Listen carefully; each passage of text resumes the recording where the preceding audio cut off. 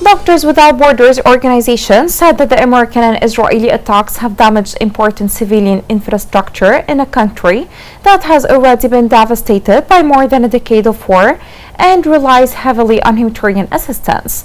This report has more.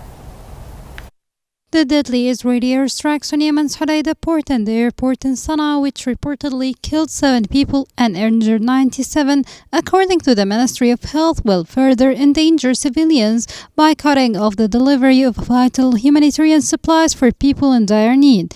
These sites are essential for the import of supplies, fuel, and humanitarian aid.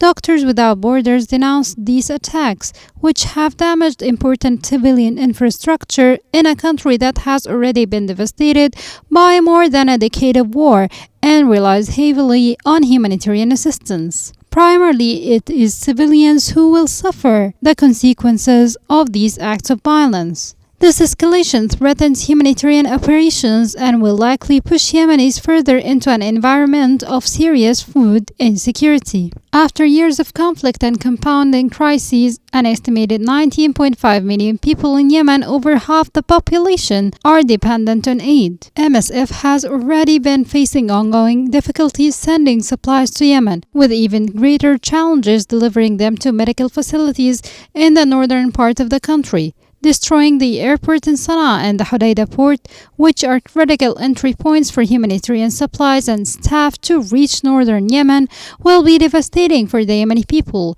who are already facing a massive humanitarian crisis. MSF calls for the protection of all civilians and civilian infrastructure, as well as for the flow of food, medical supplies, fuel, and other critical humanitarian aid for people in dire need in Yemen.